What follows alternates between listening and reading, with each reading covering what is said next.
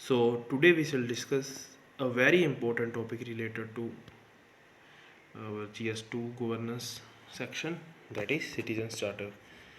So Citizens Charter की concept basically UK में 1991 में फर्स्ट टाइम इंट्रोड्यूस हुई थी और पहली बार आर्टिकुलेट और इम्प्लीमेंट भी ये यूके में किया गया था।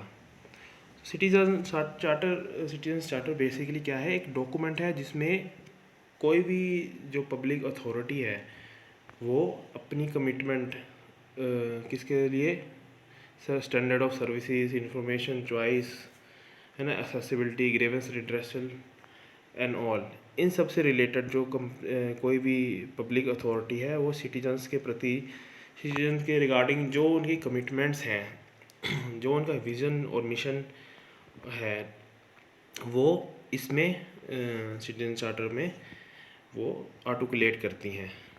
तो इसकी डेफिनेशन देख लेते हैं। A citizen charter is a document that outlines the commitment of a public body towards standards, quality, time frame of service delivery along with grievance redressal।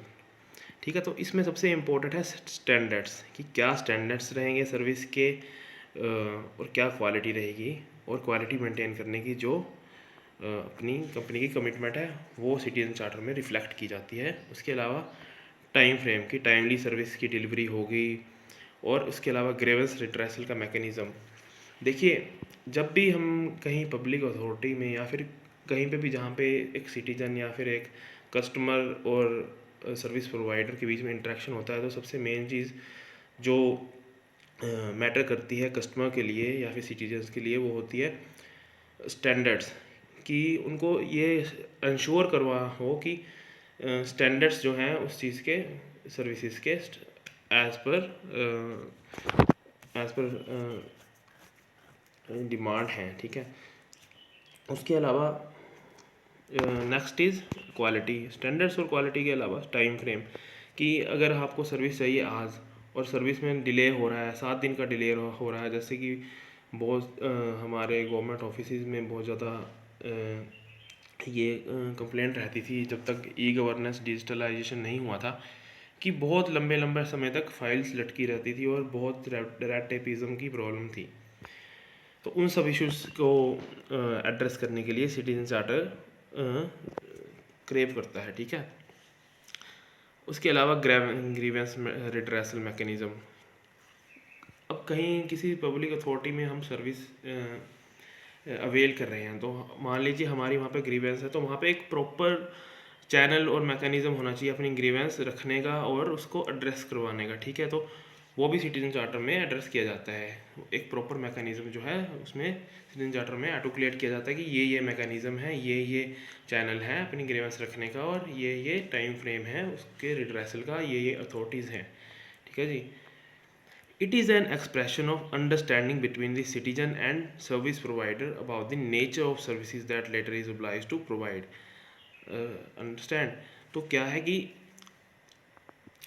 ये बेसिकली एक एक्सप्रेशन ऑफ अंडरस्टैंडिंग है citizen और service provider. Service provider कोई public authority हो सकती है, कोई firm हो सकती है, तो गवर्नमेंट कॉरपोरेशन हो सकती है। तो क्या है कि इसमें एक बेसिक मिनिमम कमिटमेंट जो है, जो सर्विस प्रोवाइडर ओब्लाइज्ड है प्रोवाइड करवाने के लिए, उसका expression of understanding citizen charter में रिफ्लेक्ट होता है।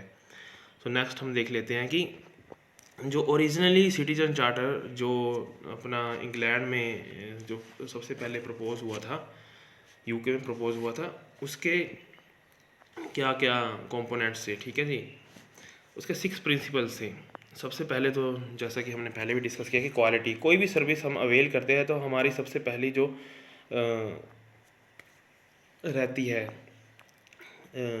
हमारी पहली जो डिमांड रहती है वो क्वालिटी की होती है, कि हमें सर्विस की क्वालिटी और स्टैंडर्ड्स जो है एज़ पर डेट हों। तो सिटीजन चार्टर में सबसे पहला और सबसे इम्पोर्टेंट जिसको प्लेस दिया गया है वो है क्वालिटी, कि कंटिन्यूसली क्वालिटी ऑफ सर्विसेज को इम्प्रूव करेंगे। अगर आज 2 दिन में फ़ाइल क्लियर होती है तो कल 2 घंटे में हो, उसके बाद 2 मिनट में हो, उसके बाद ऑनलाइन हो, फिर फेस टू फेस ना मतलब फेसलेस इंटरेक्शन हो, है ना, रेड टेपिज्म ना हो, है ना, क्वालिटी ऑफ सर्विसेज को इम्प्रूव करना कंटिन्यूसली, सबसे मेन और सबसे फर्स्ट जो सिटीजन चार्टर का मोटो है। तो नेक्स्ट जो प्रिंसिपल है वह है चॉइस, कि कस्टमर को जहाँ पॉसिबल हो वहाँ चॉइस हो, चॉइस अवेलेबल हो, कि हाँ जी कस्टमर को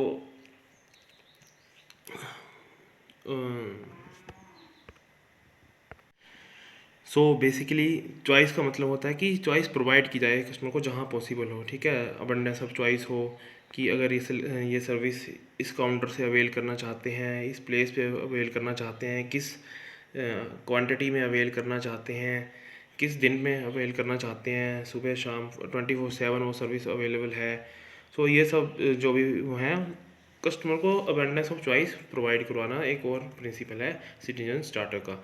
नेक्स्ट इज स्टैंडर्ड्स। तो स्टैंडर्ड्स का हमने सबसे पहले डिस्कस किया था कि किसी भी सर्विस को जब हम अवेल करते हैं तो हम सोचते हैं हमारी जो एक डिमांड होती है या फिर हमारी एक्सपेक्टेशन होती है कि एक पर्टिकुलर स्टैंडर्ड को वो करेगा, मैच करेगा। तो सिटीजन चार्टर में क्या किया जाता है कि एक स्टैंडर्ड सेट किया जाता है कि इस स्टैंडर्ड से नीचे हमारी सर्विसेज नहीं होगी, ये स्टैंडर्ड आप कस्टमर जो है या फिर कोई भी जो इंटरेक्ट कर रहा है पब्लिक अथॉरिटी से, वो ये स्टैंडर्ड इतने स्टैंडर्ड ऑफ सर्विसेज एक्सपेक्ट कर सकता है। So next is value. So value for tax payers money, ठीक है, वैल्यू फॉर मनी ऐड करने का भी सिटीजन चार्टर में एक मेन प्रिंसिपल है। Next is accountability. So guys accountability होती है कि कोई भी इंडिविजुअल या ऑर्गेनाइजेशन या उसके मेंबर्स या उसके एम्प्लॉयज़ जो पब्लिक अथॉरिटी के को रिप्रेजेंट करते हैं, जो इंटरेक्ट करते हैं पब्लिक के साथ, उनकी क्या अकाउंटेबिलिटी है, वो कहाँ आंसरेबल हैं, ठीक है। अगर वो कुछ गलत करते हैं, वो अपनी ड्यूटी नहीं ढंग से निभा पाते हैं, या फिर वो नहीं एज पर एक्सपेक्टेशन कर सकते हैं, या फिर वो रेड टेपिज्म या फिर करप्शन या फिर कुछ भी है, तो किसी भी सर्विस की जो स्टैंडर्ड और क्वालिटी को मेंटेन करने के लिए अकाउंटेबिलिटी का जो फेज़ है, एलिमेंट है, वो बहुत इम्पोर्टेंट है। तो अकाउंटेबिलिटी के एलिमेंट को बनाने के लिए सबसे ज़रूरी है कि आंसरेबिलिटी किसी भी पब्लिक एम्प्लॉय की या अथॉरिटी की मेंटेन की जाए, तो उसके लिए अकाउंटेबिलिटी। और next is transparency.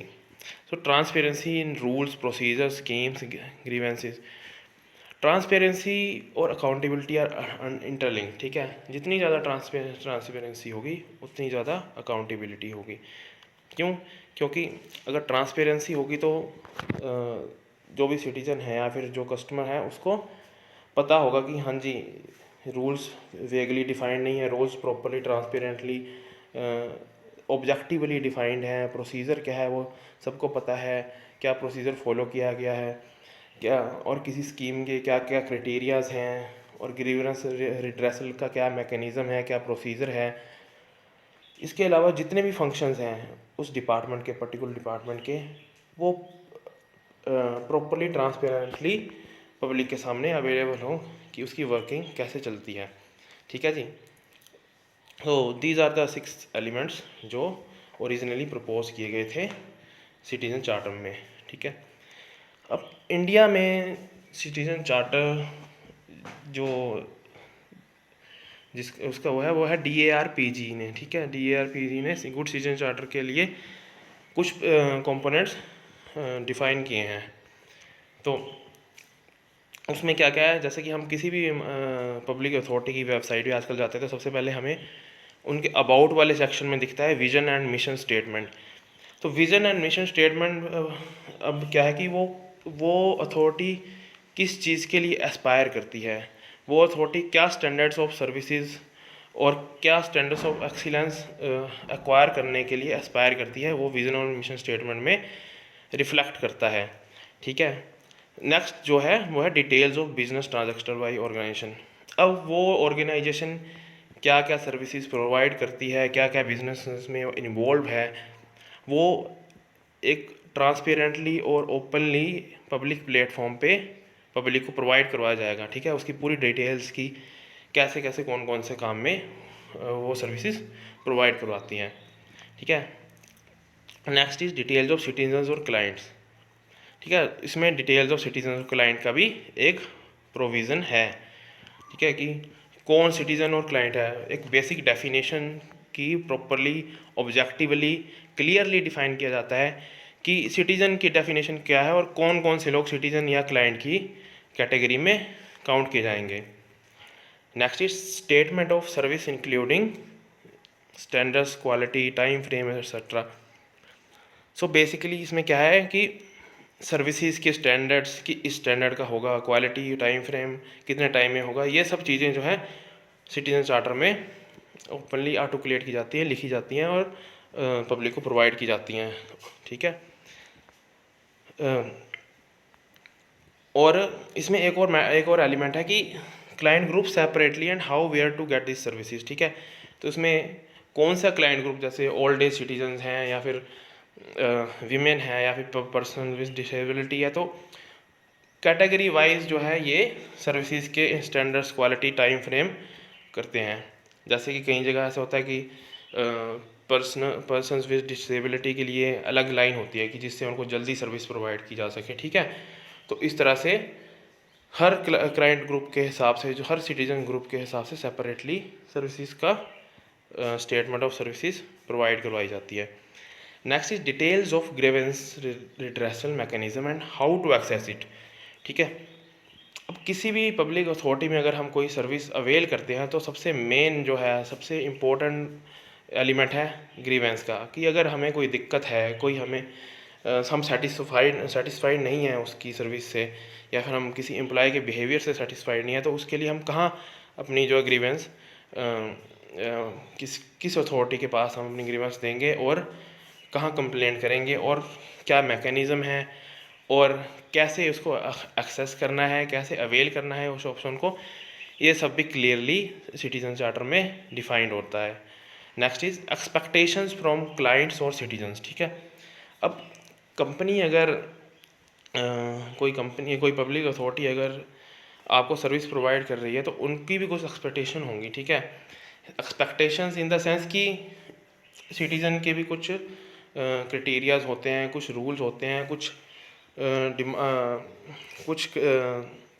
Demands public authority की होती हैं कि ये क्राइटेरियाज क्लाइंट को, सिटीज़न को कंप्लीट करने हैं। ठीक है, तो उसमें जैसे फॉर एग्जांपल किसी स्कीम में ऑब्जेक्टिव क्राइटेरिया होते हैं, या फिर फॉर एग्जांपल हम बैंक में जाते हैं तो वहाँ पे एक बेसिक डिकोरम मेंटेन करके रखना होता है, वेपन अंदर लेके नहीं जा सकते, तो ये सब चीज़ें भी उसमें सिटीजन चार्टर में इंक्लूड की जाती हैं कि क्लाइंट या सिटीजन से हमारा क्या उनकी एक्सपेक्टेशन है किसी भी पब्लिक अथॉरिटी की। ठीक है जी, और नेक्स्ट है additional commitments such as compensation in event of failure of service delivery. ठीक है, तो ये एक एडिशनल एलिमेंट है।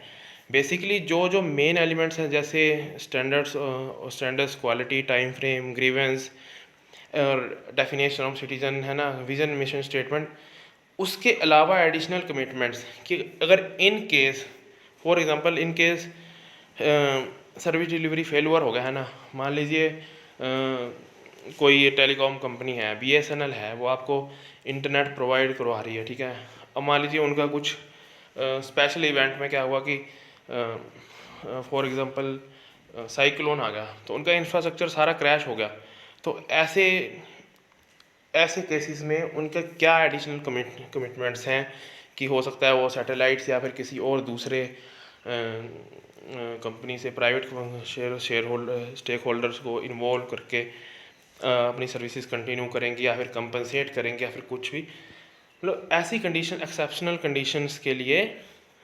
जो है सिटीजन चार्टर में एडिशनल कमिटमेंट्स होती हैं कि अगर इन केस ऐसा हो गया तो तब क्या रिस्पॉन्स होगा। ठीक है जी, सो नेक्स्ट है सिटीजन चार्टर की सिग्निफिकेंस। अब सिग्निफिकेंस में क्या है, सबसे पहले फर्स्ट एंड फॉरमोस्ट जो सिटीजन चार्टर का मूवमेंट जिस पे बेस था वो है ट्रांसपेरेंसी एंड अकाउंटेबिलिटी। अब जब कोई कंपनी, कोई पब्लिक अथॉरिटी, कोई ऑफिस, कोई ऑर्गेनाइजेशन अगर बिल्कुल ओपनली क्लियरली अपनी वेबसाइट पे या फिर अपने ऑफिस में लिख कर वॉल्स पे पेस्ट करके अपनी standards of services, quality of services, grievance mechanism और बाकी जो चीज़ें हमने डिस्कस की हैं वो अगर क्लियरली अगर पब्लिक को कन्वे करेगी, पब्लिक को बताएगी, पब्लिक को शो करेगी, तो ऑब्वियसली उसमें क्या होगा, ट्रांसपेरेंसी और अकाउंटेबिलिटी जो है उसका एलिमेंट इम्प्रूव होगा। Next is it can be an effective tool to engage the civil society to curb corruption. ठीक है, अब सिविल सोसाइटी में NGOs आ जाते हैं, ग्रुप्स आ जाते हैं। बेसिकली क्या है कि पब्लिक से रिलेटेड जो सिविल सोसाइटी में आ जाते हैं। ठीक है, तो अब क्या होता है कि अब सिविल सोसाइटी मूवमेंट जनरेट करना, सिविल सोसाइटी मूवमेंट बनाना, एक बिल्ड करना जिससे करप्शन कम किया जा सके। सिटीजन चार्टर में जब आपको पता है कि ये ग्रेवेंस का मैकेनिज़्म है, ये स्टैंडर्ड्स ऑफ सर्विसेज हैं, अगर वो स्टैंडर्ड्स ऑफ सर्विसेज नहीं अवेल करवा पा रहे हैं तो सिटीजन चार्टर्स में क्या होगा, ग्रेवेंस मैकेनिज़्म बताया जाएगा। तो उससे क्या होगा, पब्लिक में अवेयरनेस होगी कि हाँ जी अगर ऐसा होता है तो हम किसको कंप्लेंट करेंगे। उससे क्या होगा, करप्शन को कंट्रोल करने में एक बहुत ज़्यादा साथ मिलेगा। It aims at enhancing standards of service delivery. So this is very obvious, अगर सिटीजन चार्टर प्रॉपरली इम्प्लीमेंट होता है तो स्टैंडर्ड्स ऑफ सर्विस डिलीवरी, क्योंकि एक स्टैंडर्ड सेट हो जाते हैं ना एम्प्लॉयज़ के लिए भी, और उसके अलावा जो एक्सपेक्टेशंस है वो भी सेट हो जाती हैं सिटीजन्स की या फिर क्लाइंट की। तो इससे क्या होता है, standards of delivery, service delivery automatically उसमें इम्प्रूवमेंट आनी स्टार्ट हो जाती है। और next is more responsive governance. So governance more responsive हो जाती है इट्स रिगार्डिंग। ठीक है, next is it enhances peoples participation in governance process and credibility of government. अब जब कोई भी गवर्नमेंट, पब्लिक अथॉरिटी या फिर ऑर्गेनाइजेशन अपना vision, mission, standards, expectation from client, अपनी ग्रेवेंस रेड्रेसल मैकेनिज़्म, ये सब अगर ओपनली क्लियरली डिफाइन करेगी तो ऑब्वियस सी बात है कि उससे क्या होगा, क्रेडिबिलिटी बढ़ेगी, है ना। अब अकाउंटेबिलिटी और ट्रांसपेरेंसी बढ़ेगी तो ट्रांसपेरेंसी का क्रेडिबिलिटी भी बढ़ेगी। सिटीजन को अगर पता है कि मेरे पास ये टूल्स अवेलेबल हैं, इन केस अगर standards of service delivery as पर एक्सपेक्टेशंस नहीं हैं तो ऑब्वियसली उससे क्या होगा, क्रेडिबिलिटी बढ़ेगी और पीपल की पार्टिसिपेशन, जैसा हमने देखा सिविल सोसाइटी मूवमेंट बिल्ड होगा तो पब्लिक की जो पार्टिसिपेशन है वो गवर्नेंस प्रोसेसेस में भी बढ़ेगी। चलिए अब हम देख लेते हैं इश्यूज़ क्या हैं इससे रिलेटेड, है ना। इश्यूज़ हैं, सबसे पहला इशू है absence of legal backing to citizen charters. ठीक है, although the right of citizens for time bound delivery of goods and services and redressal of their grievances bill 2011, जो सिटीजन चार्टर बिल था वो introduce किया गया था 2011 में, लेकिन जो 2014 में लोकसभा हमारी डिसॉल्व हुई थी तब क्या हुआ था, वो बिल लैप्स हो गया था। उसके बाद से ऐसा कोई बिल इंट्रोड्यूस नहीं किया गया है। तो इस सबसे बड़ा ड्रॉबैक, सबसे बड़ी इशू इससे रिलेटेड क्या है कि कोई लीगल बैकिंग ही नहीं है चार्टर्स को। ठीक है, वो सिर्फ एक कन्वेंशन के हिसाब से चल रहे हैं, जो DARPG ने गाइडलाइंस दी हैं उसके हिसाब से चल रहे हैं। कोई लीगल बैकिंग नहीं है, और ना ही इससे क्या होता है, नॉन जस्टिसिएबल है। हम कोर्ट में नहीं जा सकते इसको एनफोर्स करने के लिए। ये सिर्फ इनफॉर्मल वॉलंटरी कमिटमेंट है किसी पब्लिक अथॉरिटी की, लेकिन क्लाइंट के पास कोई लीगल राइट नहीं है इसको क्लेम करने का। इन केस मान लो कंपनी अपनी स्टैंडर्ड जो उसने अपने सिटीजन चार्टर में क्वालिटी ऑफ सर्विसेज जो कन्वे की है, दिखाई हैं, आर्टिकुलेट की है, अगर वो नहीं प्रोवाइड करवाती है और ग्रीवेंस रिड्रेसल नहीं होता है तो वो उसको एनफोर्स करने के लिए कोर्ट में नहीं जा सकता है हमारा कोई भी क्लाइंट है या फिर सिटीजन है। ठीक, next is poor design and content. तो पुअर डिज़ाइन एंड कंटेंट में क्या होता है कि आपने देखा हो कि मैक्सिमम जो भी हम पब्लिक अथॉरिटीज़ के सिटीजन चार्टर देखते हैं उनकी वेबसाइट पे, उसमें विजन और मिशन स्टेटमेंट वही सब, मतलब एक सिमिलैरिटी सी नज़र आती है ना, कि just for the sake of formality वो लिख दिया गया है वहाँ पर। ना ही पब्लिक का या फिर सिटीजन्स का उसमें फ़ीडबैक लिया जाता है, उनकी पार्टिसिपेशन नहीं होती है उसको बनाने में, और अकाउंटेबिलिटी मेंटेन करने के लिए, इंश्योर करने के लिए बहुत से सिटीजन चार्टर्स में कोई कोई एलिमेंट होता ही नहीं है। तो क्या है कि इसमें पीपल्स पार्टिसिपेशन नहीं होती है, और जो इसका डिज़ाइन और कंटेंट है वो बहुत ही एज़ पर एक्सपेक्टेशन नहीं है। ठीक है। Next is lack of consultation, and users and NGOs are not consulted when charters are drafted. तो क्या है जी कि जैसे कि हमने पहले डिस्कस किया कि हम इसमें जब चार्टर्स ड्राफ्ट किए जाते हैं, चार्टर्स लिखे जाते हैं, चार्टर्स बनाए जाते हैं, तब एंड यूज़र, सिटीजन्स, एनजीओज वगैरह से फीडबैक नहीं लिया जाता है मोस्ट ऑफ द टाइम्स, बस लिख दिया जाता है और अपडेट कर दिया जाता है वेबसाइट पे।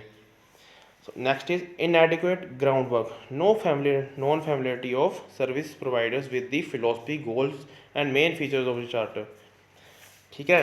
तो जो लैक ऑफ ग्राउंड वर्क है ना, उनकी जो एम्प्लॉइज़ हैं, सर्विस प्रोवाइडर्स हैं, उनकी खुद ही सिटीजन चार्टर के उससे जो क्या इनएडुकेट फैमिलियरिटी है। ठीक है जी। Next is lack of public awareness. So इसमें क्या है कि effective efforts for of communicating and educating the public about the standards of delivery have not been undertaken. तो अगर हम सर्वे भी करवाएंगे तो ऐसा पता चलेगा कि बहुत से लोगों को तो पता ही नहीं कि एक सिटीजन चार्टर नाम की भी किसी ऑर्गेनाइजेशन की चीज़ होती है। ठीक है। बहुत से लोगों को ये नहीं पता होता है कि अगर हम कोई डिपार्टमेंट हमें सर्विस नहीं प्रोवाइड करवा पा रहा है तो हम कहाँ पे ग्रीवेंस करेंगे। ठीक है। तो बिल्कुल लैक ऑफ अवेयरनेस है। हमने बस सिटीजन चार्टर इंट्रोड्यूस तो कर दिया, अपनी वेबसाइट पे लगा तो दिए विजन और मिशन स्टेटमेंट, लेकिन क्या है कि लैक ऑफ अवेयरनेस है पब्लिक में। ठीक है। नेक्स्ट इज क्या है, रेजिस्टेंस टू चेंज। ठीक है। तो इसमें क्या होता है कि कंपनी के या ऑर्गेनाइजेशन के एम्प्लॉइज़ हैं या फिर ऑर्गेनाइजेशन के और कोई इन्वेस्टेड इंटरेस्ट हैं, तो उनका क्लैश होता है सिटीजन चार्टर के साथ। क्योंकि बहुत टाइम ऐसा होता है कि उनको एक बर्डन लगता है कि हाँ जी एक नया बर्डन पड़ जाएगा हमारे ऊपर अगर सिटीजन चार्टर को हम प्रॉपर्ली इम्प्लीमेंट करेंगे, और शायद अंडर स्टाफिंग भी होती है कहीं बहुत सारी ऑर्गेनाइजेशंस में, तो ऑर्गेनाइजेशन के भी इंटरेस्ट इन्वॉल्व होते हैं। तो इससे क्या होता है, बेसिकली एक रेजिस्टेंस जनरेट होती है विद इन दी ऑर्गेनाइजेशन, ठीक, सिटीजन चार्टर को प्रॉपर्ली इम्प्लीमेंट करने के लिए और इसकी पब्लिसिटी करने के लिए, लोगों में अवेयरनेस फैलाने के लिए। ठीक है। Next is lack of review.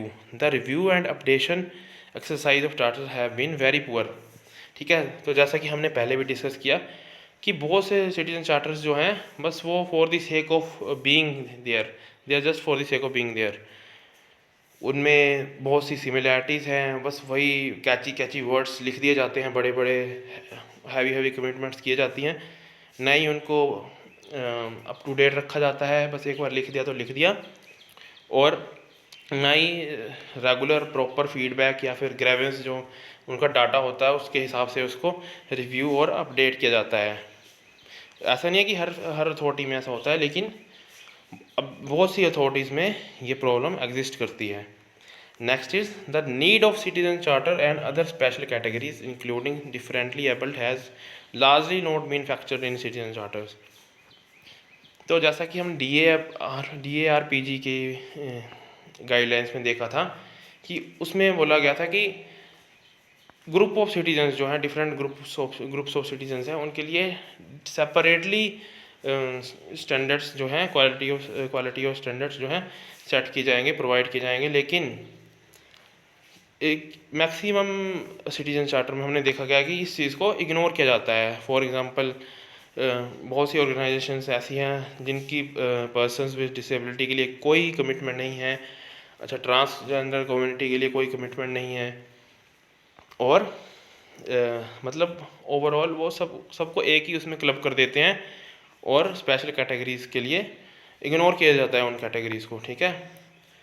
Next is charters have been not prepared in vernaculars. तो क्या है कि मैक्सिमम चार्टर्स जो हैं, जैसे इंटरनेट पर मोस्ट ऑफ दी वेबसाइट जो हैं वो क्या होती हैं, इंग्लिश में अवेलेबल होती हैं। तो इंग्लिश में अवेलेबल हैं तो क्या है कि जो चार्टर है, सिटीजन चार्टर है, वो भी क्या होता है, मोस्ट ऑफ द टाइम जो होता है इंग्लिश में ही अवेलेबल होता है। तो अब जैसा कि हमें पता है कि इंडिया में India is a place of diverse languages, ठीक है। इंडिया में 22 शेड्यूल्ड लैंग्वेजेस हैं। उसके अलावा बहुत सारी हंड्रेड्स ऑफ डायलेक्ट्स हैं वहाँ पे।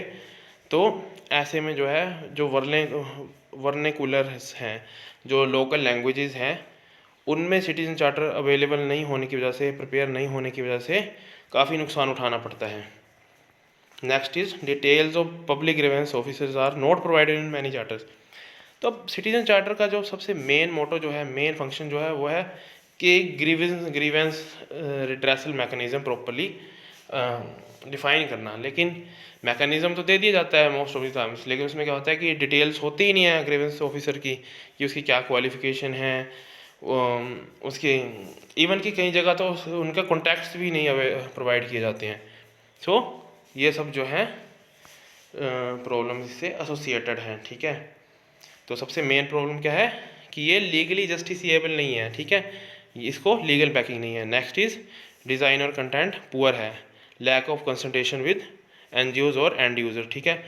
ग्राउंड वर्क नहीं किया जाता है, पब्लिक अवेयरनेस नहीं है, और within the organization resistance होता है, लैक ऑफ रिव्यू होता है, और जो ये है most of the time English में अवेलेबल है, ठीक है। स्पेशल कैटेगरीज को इग्नोर किया जाता है, और पब्लिक ग्रीवेंस ऑफिसर की डिटेल्स भी प्रोवाइड नहीं की जाती हैं, ठीक है। नेक्स्ट इज रिकमेंडेशन ऑफ, और देखिए ये जो इश्यूज़ हैं, या फिर और बहुत सारे जो इश्यूज़ हैं सिटीजन चार्टर से रिलेटेड, उसके लिए जो सेकंड ARC, जो सेकंड एडमिनिस्ट्रेटिव रिफॉर्म्स कमीशन था, सेकंड ARC ने उसके लिए कुछ रिकमेंडेशंस दी थी।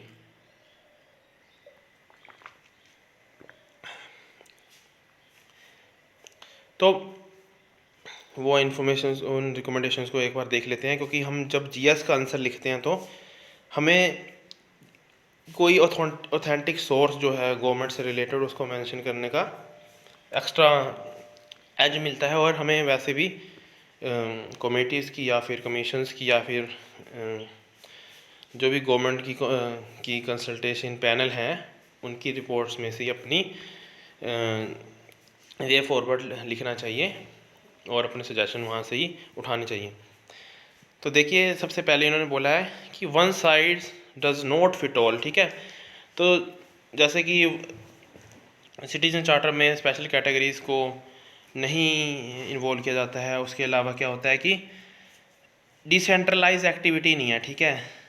बस ये वन साइज फिट ऑल की है, वो है कि हेड ऑफिस में तैयार होता है और वो पूरे जहाँ जहाँ उस ऑर्गेनाइजेशन के ब्रांचेस हैं वहाँ पर उसको इम्प्लीमेंट कर देते हैं, ना कि वहाँ के जो अलग अलग एरियाज़ के, अलग अलग